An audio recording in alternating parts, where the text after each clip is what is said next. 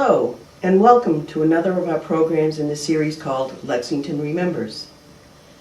Today we're going to focus on the Boy Scouts of Lexington and learn a little bit about the history of Boy Scouts and how Scouting came to be in the United States and particularly in Lexington.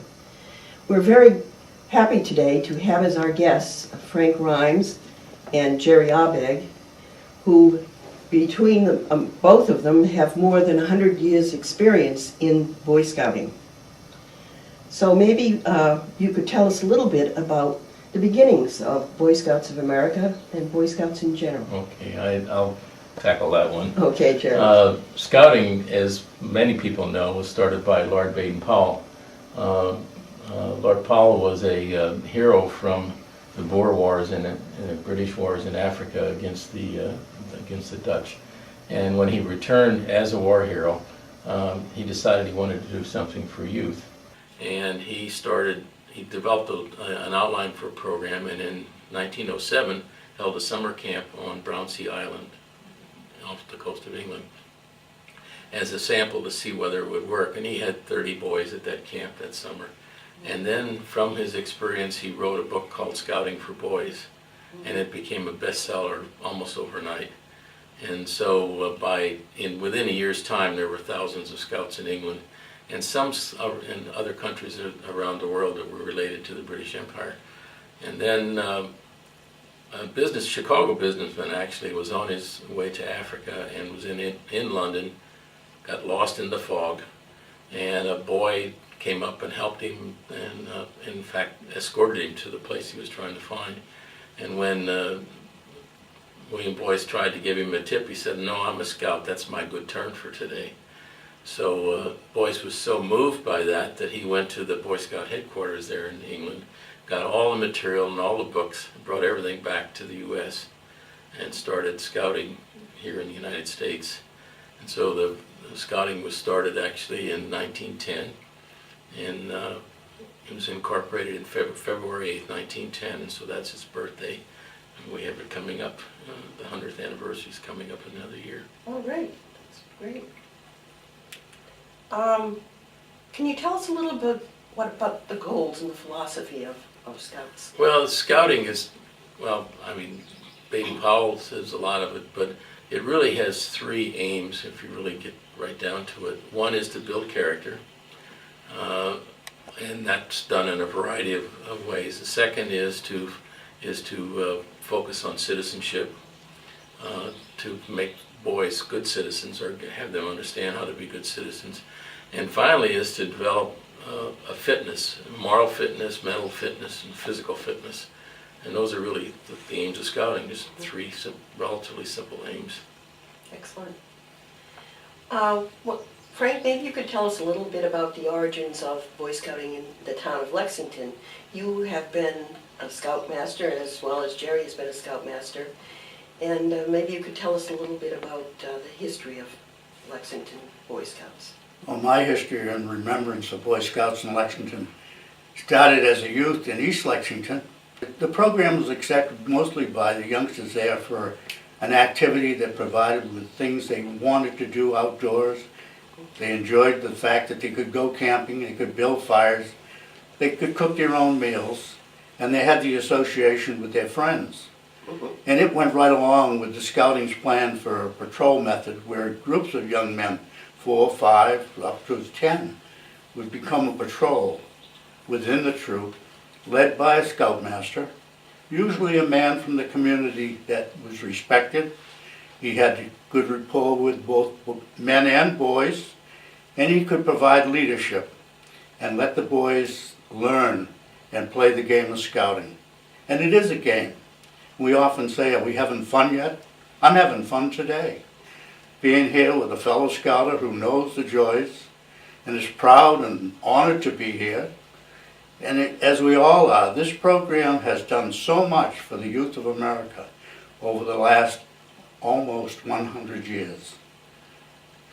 I think today, more than ever, patriotism, self-worth, honor of character, moral stability, trying to keep youngsters from falling into the pitfalls of drugs and alcohol It is a program that provides those things then and does now. That pretty much sums it up, the way I feel. Scouting's alive and well. Excellent. I understand there are 2 large troops here in Lexington as of today. That's right, yeah. We have one at St. Bridget's Church, Troop 160, and one at Hancock Church, Troop 119. And each of them have 50, 55 scouts in the troop. Great. Frank, you were Scoutmaster of Troop 119, is that correct? That's correct. Yes, for a good many years. Great, great. How did you get involved in scouting in the first place? Well, in my time in the 1939, when I first joined Troop 23 of East Lexington, I was a youngster of 11 and a half years of age with a dad that was not particularly good to me. I received beatings on a regular basis for things that I really didn't deserve. And I felt that scouting offered me a chance to get away from him, find other men that saw good in me and who helped me. And one of them was Officer Benjamin Day of the Lexington Police, who a long time was a troop committee chairman of Troop 23, and Scoutmaster Edmund Hoxie, outstanding in the fields of outdoors, camping, woodcraft, and the like. And it had my interest from the very start. And because I felt that it gave so much to me as a boy, I continued on and never left the program.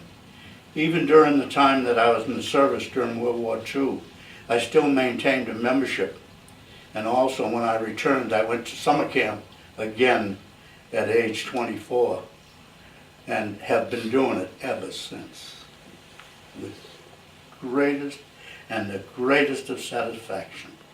Oh, excellent. Jerry, what was your experience? Well, I was a scout as a boy, and my dad was involved in scouting through the church in Illinois. And in fact, he was the Cub Master for many years, and I went through the scout program there and advanced through their ranks. And then I left scouting when I went to college, and I didn't return to it until actually I was here in Lexington with my boys, when they were Cub Scout age. I got involved in scouting. So I actually started with the troop at St. Bridget's 160 in 1975, and was committee chairman for a while, and then did advancement work, and then became Scoutmaster, and was Scoutmaster for 19 years. And so now I'm retired as Scoutmaster, but I'm still active with the troop as an assistant Scoutmaster. And this summer I'll be at camp for my 30th year as an adult leader. Oh, wonderful. In fact, the only year I haven't been at camp was the year I had bypass surgery, and the doctor wouldn't let me go to camp. But it's 30 years at camp this summer. So. Oh, that's great. Mm. Tell me, what is the structure? We understand about the troops and councils. What is the whole structure of the Boy Scouts? You try that one? Yeah. Surely. Well, the organization is nation and worldwide. The program is all designed about the morals and the character of young men to be developed through an outdoor program of learning, training, and through the patrol method to gain leadership qualities and to provide an activity that's both fun for the boys and their dads. I can't emphasize enough how much pleasure fathers get out of being on camping trips with their sons during the ages of 12 to 18. Otherwise, they never get to know them. Well, they get to know them better in the scouting program. And the association with those men and their sons leads to long-lasting friendships. They go on. And many times those that meet in a troop facilities get to socialize in other ways through their church and through other activities within their daily lives. The organization starts, of course, in the national headquarters, which is at the present time in Tyler, Texas. The individual regions throughout the country, there are now 12 regions.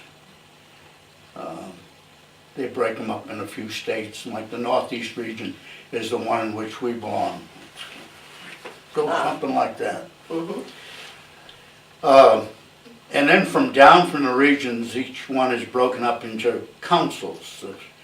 made up of districts, which are made up from the troops. The troops form a district, and the district forms the council, and the council goes to national. Oh, and it's regional in between the local council and the national.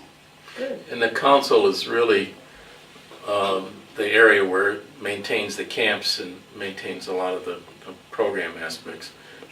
National has just a couple of high adventure bases, but the local councils are responsible for the camping facilities and meeting facilities. And then of course the sponsoring institution, each troop has to have a sponsoring institution.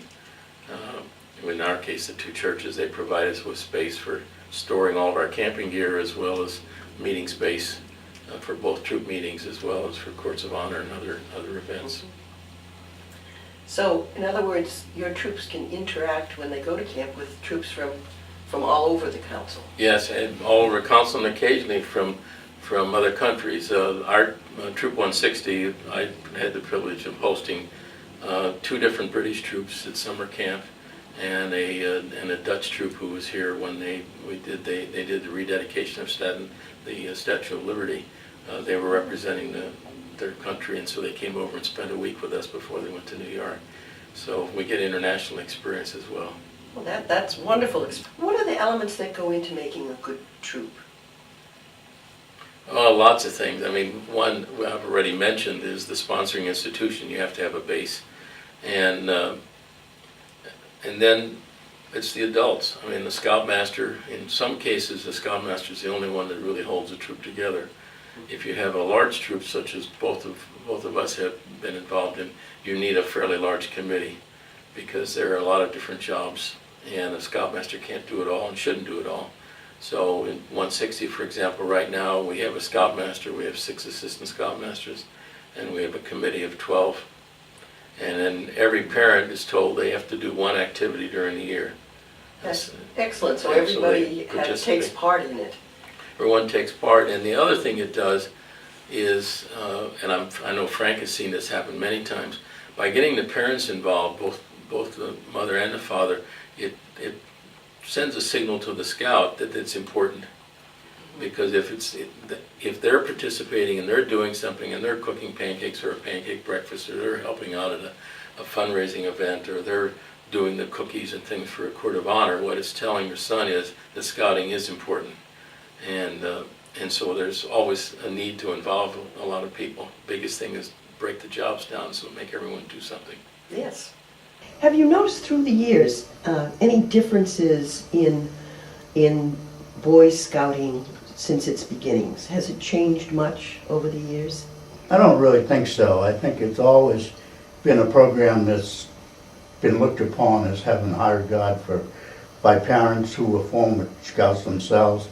The problem has been over the years that other activities have ended from the school systems, like intramural sports, has been a drag on the Scout program, because boys, as much as they'd like to go to the Scout program on a weekend, they're involved with their team efforts, and they feel obligated to play baseball or hockey or soccer. However, there are many boys who do both. Scoutmasters will make allowances for that and recognize that the boy can't attend every meeting because of conflicting schedules, and they therefore will enjoy the program just as much. I think that scouting has changed through the technologies of our daily living. Television has played a part. Computers absolutely have taken a big toll on scouting, but I also have provided additional technological information for the boys to research subjects. I think it's just an ongoing thing you can't miss. It's a good game, as Baden-Powell said, and they called it the game of scouting. On we go. I might add, there's some changes in the advancement that are interesting. Early scouting developed a lot of badges, a lot of merit badges related to 4-H and to the outdoors, into the more of the rural environment. As this country's become more and more urbanized, there's been a major effort to try to shift some of it, not all of it, but some of the program into more urban focus. The other thing is that as time went on, some of the badges that I earned I earned a citizenship badge. Now there are 3 citizenship badges. There's one for the community, there's one for the nation, and one for the world. And part of that reason for that is to really focus on the citizenship and for the Scouts to recognize the differences. Some of the nature badges have changed along with the environmental. We have an environmental science merit badge now, whereas it used to be just a nature badge. It was a nature study badge. Now it's really more of an environmental science and more environmental study. And the National Scout program has developed some things for urban centers, because one of the things with boys that live in the city, of course, they don't have the opportunity to hike as we do. We can hike to Willard's Woods and camp in Willard's Woods. We only got a couple of miles to hike. Well, they can't do that as easily in the city. So there's been some changes in the urban type of program and some emphasis on urban. One of the big changes that it took a while for the Scouts to do it is to introduce women. It's now possible for women to be Scoutmasters. Oh. If you look at the original aims and methods of Scouting, it was adult male association. It's now adult association. And some of the key leaders in our council and our district are women that hold positions as Scoutmasters, as venture crew leaders for the older Scouts. Oh, that's good to know, That's really- so that the mothers can gain that relationship too with their sons. Absolutely. Closeness. In fact, last summer at camp, we had 2 mothers that came to camp for the week, which That's was really wonderful. terrific. Mhm. Frank, we often hear of jamborees. What's a jamboree? Well, the Jamboree is a great entertaining and a great way for Scouting to show itself to the world. Their national jamborees are held every 4 years, usually in different places about the country. They've been in Colorado and they've been in California. But of recent years, they've held them in the same place because of the cost of setting up the facilities. And presently, they're held at Fort A.P. Hill in Virginia. That's an Army camp that allows itself to be an ideal spot to bring about 30,000 plus Scouts together for 1 week of Scouting activities. It's just like a little city in itself, or a small town. They have everything from, as you can imagine, tons and tons of bread, and the food supply chain is delivered during the night by big trucking outfits. And all of the leadership in the organization is performed by volunteer Scout leaders like ourselves. I had the opportunity to go to 3 national jamborees, one in Butler, Pennsylvania in 1977, and then to A.P. Hill in 81, and also back to A.P. Hill in 85. It just gives the boys a feeling that they meet other boys that are in the program and see how they do it in Texas, or see how they do it in Alabama or Louisiana. There are differences, cultural differences in the approach, the dialects, or the attitude of the boys is different. It's just amazing how much comes out of it through the camp activities of shows. They take in boys who play musical instruments, have special skills. They're shown in camps and skill shows. They have an opportunity to work on some of their merit badges during the Jamboree as well. And they have displays at a merit badge midway indicating the different programs that merit badges provide. It's something to look forward to, and every boy should try it at least once. And they also have a contingent of international Scouts that visit. So when I was there in 81, we had a Scout from Israel spent a day with us, and so there that's so enriching for the Scouts boys, that come, yes. so they have a chance to interact with Scouts from other parts of the world. And my son was down there. He was working on the staff in the trading post, and he met the King of Jordan because King of Jordan is a Scout and came with the Jordan contingent, and so they were camping fairly close to where Patrick was staff was housed, and so he got to meet him at one of their events. It's a great experience. Yeah.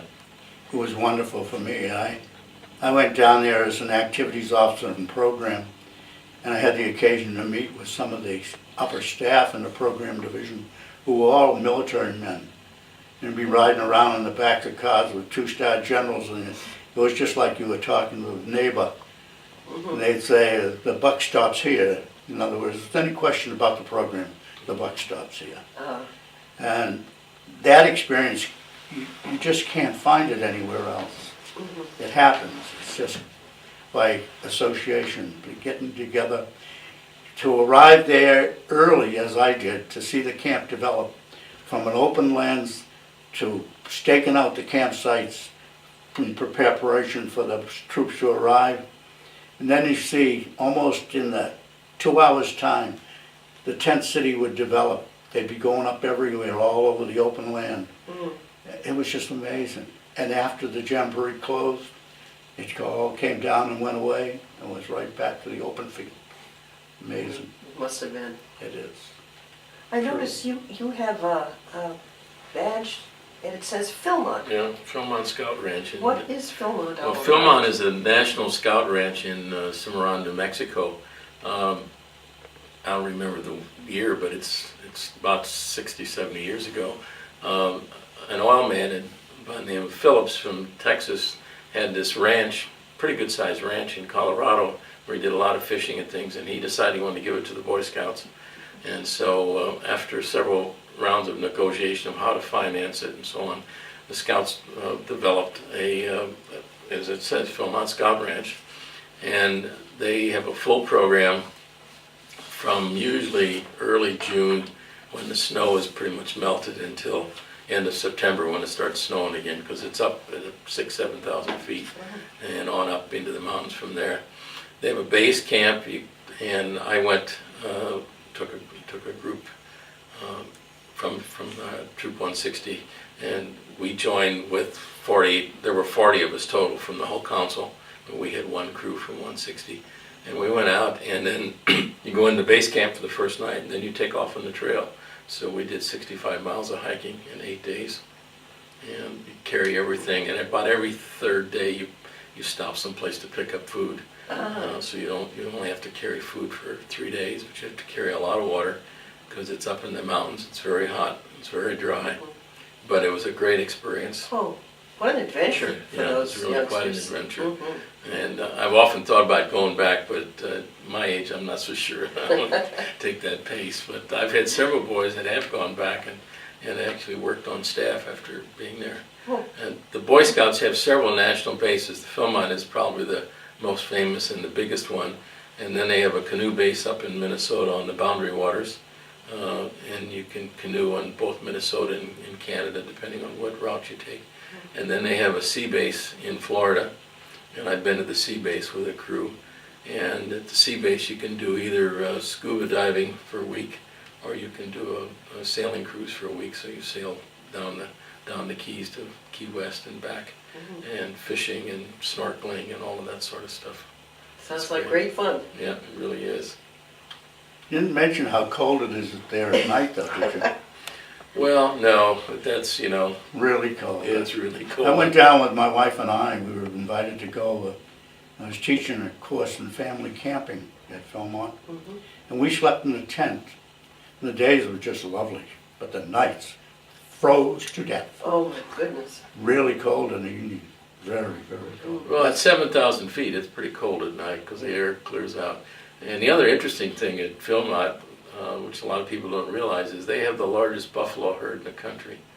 And so some of the movies that use buffalo, like Dancing with Wolves, that was filmed at Philmont because that's where the buffalo herd is. So. And that herd is permanently there. Yeah, So and they that's just home. roam because it's it's fairly wide open. There's no fences. It's an open area, open range, and so it's not surprising to be camped in one spot and see the buffalo just a quarter of a mile away. They don't pay any attention to you, but they're there. You see them. What a thrill, huh? Yeah. Interesting to note that they also have their own airport. And they have the Philmonte, the house of Phillips, is still there in existence and is the headquarters for the camp. And it's typical Western ranch home, very, very elaborately done. And many of the meetings of the National are held at Philmont because it's such a lovely place.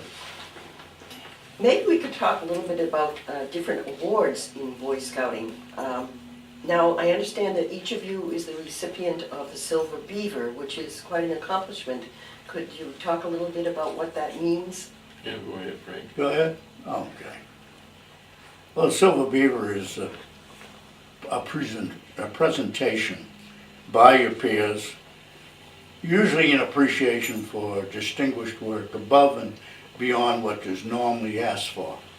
There are many, many people involved as adult leaders in the Scout program, and there are some that do a better job than others, like in all fields. And for that reason, they established a reward system. And in the councils, it starts with the district award of merit, followed by the council award of the Silver Beaver. And in Lexington, over the years, we have been fortunate to have a number of them because we've had some outstanding Scout leaders. Followed by the Silver Beaver is the Silver Antelope, and that award is presented again by the region for outstanding service to boys throughout the region. The highest award is the Silver Buffalo, and that's awarded nationally by the Council of Boy Scouts of America. And those men are usually people most often in politics or in big business, who through their financial ability have funded scouting. Not always necessarily so, but you don't see very many working class people with a Silver Buffalo. So we hear often of courts of honor where boys attain the Eagle Award. Mm-hmm. And Frank, I understand there are 3 generations in your family with the Eagle. Yes, I'm so proud to say that both my son and my grandson have achieved the rank of Eagle Scout. It's something I always hoped they would do, but they did it without even my pushing it, as so-called. I didn't have to apply any pressure in the case of my son. He wanted to be a better scout, have more badges than I had, and did so. As my boyhood and my way to attaining the rank of Eagle, I earned 37 merit badges. And he said, I'll get more. And it was one more. He got 38. And my grandson as well, he just recently attained the rank of Eagle. He didn't make as many merit badges, but he got the required ones. And because of girls and his musical career, his scouting has ended pretty much and off to college. It's a very rewarding thing for a parent to see their kids. Every father and mother likes to see their child recognized. And the scouting program does that over and over, starting with the Cubs. If a boy achieves something, the monthly, his mother and father are there and they see the boy going ahead. And the same in the Scout program. When the boy goes to the meeting and he becomes a tenderfoot Scout, it's a proud day for both he, mother, and dad. Now my son is accomplished. He's equal. He's compared with other young men of his age of 11, 12 years old. And then he has the challenge of trying to become a second-class Scout. And through the fulfillment of a number of varied skills and the proficiency of his ability to show others in the patrol and the Scoutmaster that he's a willing and able Scout, he advances. And then onward to first class. That's the middle of the road. A Scout, usually who makes first class, has shown enough participation and interest that he'll stay longer. Mm-hmm. He's accomplished and improved upon his skills. He now found that it's so much fun to be a Scout that he gets into the Merit Badge program. And quite soon, maybe in 3 months or 6 months later, he becomes a Star Scout and has attained 5 merit badges, and he's on his way. And each of those merit badges is an interest that he himself has chosen. It might be photography, it might be leathercraft, it could be almost anything, athletics. And he goes on, and through that learning process, he now starts out for the Trail of Eagle, where he has to attain 21 total of merit badges. Many of them are required, camping, swimming, life-saving, and the like. And it is a challenge. He goes out and he meets men in the field who are specialists at what they do, and they call them merit badge counselors. And a boy must take the initiative to set up the appointment, make it with the merit badge counselor, go and present himself and tell of his abilities in that particular subject. And if he can do that, the counselor will sign him off and he will earn that merit badge. And it's not easily done. Sometimes it's not on the first visit, it might be the fifth. But if he has persistence, it'll happen. So the scout takes the responsibility To go into the merit badges and earn the ones that he needs, the required ones, but also along with them, there are 108 or 9 different subject matters that he can choose from. In addition to becoming an Eagle Scout, if he goes on to earn additional merit badges, 5 will earn him the bronze palm, 10 a gold palm, and 15 additional will be a silver palm. And that's quite an accomplishment. It takes a lot of time, particularly in an age when they're busy with many other things, along with high school and the like. Yes. But the joy to say, as recently as last year I was in Russia, and I was talking with 2 military officers, and we got talking about scouting about the world, and I was proud to say I was an Eagle Scout. And he thought that was the cat's meow. I bet. You know, and if you're in England, they equate it to the Queen Scout. Yeah. Similar in recognition for a boy's achievement. But for individuals who earn the rank of Eagle, it never goes away. More is expected of you. People look to you and say, well, you must have done something right. Well, I don't know that that's exactly so, but it meant that you did a lot that was worthwhile doing. And I found it that way throughout my life, really. And you must be very proud, Gerry, because both of your sons have attained Eagle That's Scout. right. Both Pat and Mike are both Eagle Scouts. I did not make Eagle as a boy because I had a really bad case of asthma. And I lived in a community that didn't have any indoor swimming pools, and the only time we could swim was in the summer. And that's when the asthma was at its peak, and I'd get bloody noses so readily and stuff. So I did everything. In fact, I had 28 merit badges, but I did not have swimming and life-saving. And in those days, there were no options. You had to have swimming and life-saving to be an Eagle Scout. I see. Now there are other options that you can take in place of those two. But I'm not only proud of my 2 sons are Eagles, but during my tenure as Scoutmaster, I had 50 Eagle Scouts at Troop 160. So we've had, and some wonderful boys. I mean, they've gone on to careers as medical doctors, as Air Force pilots, to all kinds of things, police officers, a whole range of things that they've gone on to do.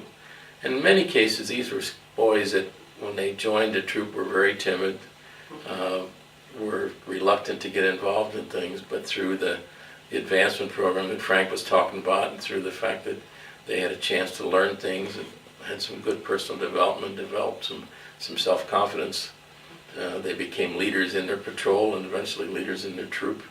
And I've had mothers and fathers come up to me and say, I couldn't believe that my son would get up in front of 100 people and give a speech, but that's what they'll do. They develop the confidence. That's remarkable. It is. It's an experience that every Scoutmaster realizes to some degree. Each and every one of the boys is basically the same. They all have the same wants and the same needs. They have to be fulfilled, and Scouting does that for those boys. My wife used to always say, every time we get to a Court of Honor, I'd say, well, this is probably the last year I'm going to be Scoutmaster. Yeah. And then she said, you'd see the sparkle in a tenderfoot's eye and say, well, there you are for another 4 years. It'll take 4 years for that boy to make it to Eagle. So she said, every time you'd see a sparkle in a tenderfoot eye, You she can knew tell. I was hooked again. You were in for the lifetime. Yeah. It That's almost shows. You see some enthusiastic little boys, and they are small, and the first thing you know, you're looking up to them. In particular, I can remember your son. Go. When he came, he was a small young man, but then when he was with us for a little while, I was looking at him. It's true. They all grow. Yeah. I had a boy that was a Cambodian refugee who could not speak English when he joined the troop, or barely speak English. And as a result of his lack of language skills, he was being held back in school. So his sponsors, his parents, not his parents, but his sponsors, thought it'd be good for him to get involved in scouting because then he could interact with boys his own age. Well, he went on to become an Eagle Scout, and as a result of attaining Eagle Scout, he gave a speech at a dinner and got it, and someone gave him a scholarship from that. He's now an engineer. He, has done it marvelously well, and he always says it's because of scouting that gave him the confidence to move on from where he was as a barely literate but vivacious boy to a really good adult young man. What a wonderful story of success coming from Oh. the participation in scouting. Oh, it goes on and on. There are many, many thousands of men in the military, in the Air Force in particular, whereas Eagle Scouts have shown over and over again the job that they can do. Their enthusiasm for the Boy Scout program and their attainment of the Eagle rank was almost an automatic qualification to admission to the Air Force Academy. So I don't know what the percentage is, but it's very, very high. Very high. Very high. And the United States Military Academy, West Point, there are lots of Eagle Scouts that go into that program because of their abilities that they learned as boys. That they set up a mindset, honor, personal honor. When you say, and you hear people say, Scouts honor, that's something that you gain from your personal conviction that you're going to do it right.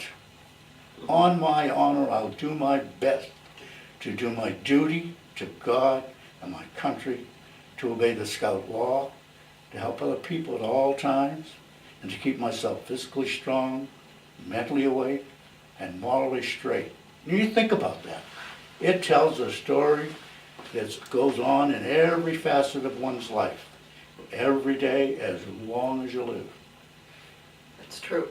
That's true. And the other thing that both of us have felt ourselves in the situation we've been in is we've become surrogate fathers to any number of boys who have struggled either because their father was not present or more often the case was so involved with his work or business or profession or what have you that did not take the time to spend with the boy.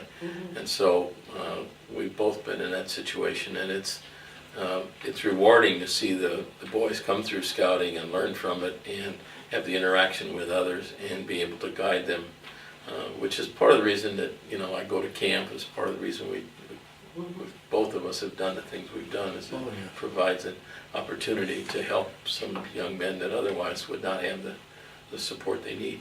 That's marvelous, and there is a definite need in the world for that. There's so much pleasure and gratification in having Scoutmaster Conference with young men. You hear so many things, just like the little boy that goes to school, to the first grade, and he tells the teacher all about what happens at That's right. Well, Scouts are the same. And part of the advancement program is to have a conference with the Scoutmaster through the different ranks. Before they get the badge, they have to proclaim their interest and their desire to go on. And that's done through the conference. And it's fun. I notice you're wearing a medal on a ribbon, Frank. Maybe you could explain a little bit about that. Now, this particular medal on the ribbon is called a Distinguished Eagle. And the significance is that it's presented to Eagle Scouts after 25 years having attained the rank and having done something that's outstanding for the furtherment of the program, and to the extent whereby it was above and beyond perhaps the normal work that one would do in the scouting program. It has a lot of meaning to me because the people at the company that I keep, like General Westmoreland or Admiral Zumwalt or Jerry Ford or Governor Dukakis, there are only a limited but a few of us. But to be a lonely scoutmaster, pretty low on the chain of command, but it still has the same meaning. Oh, And definitely. the recognition that we both have shows other people in the scouting program what you're made of. Mhm. The fact that Gerry and I both hold a silver beaver means that we must have done something that somebody else thought was pretty good. Thought enough of us to say, well, they did a good job as scoutmasters, or in the program as a committee chairman, or on the council committee for camping or properties or the like. And those recognitions are just for that reason. I can't say enough about this one. I was so surprised when the Lexington Minuteman Company elected to sponsor it through the National Council. And it cost them upwards of $2,000 just to buy the gold medal and the gold charm that my wife received, and for all of the placards. Well, thank you very much, Frank and Gerry, for your time and in sharing the history and the importance of Boy Scouting, and for your support all through the years of helping boys to build a character and become active and vibrant members of society in our community. And thank you for watching today. This is a Lexington Remembers, one of a continuing series.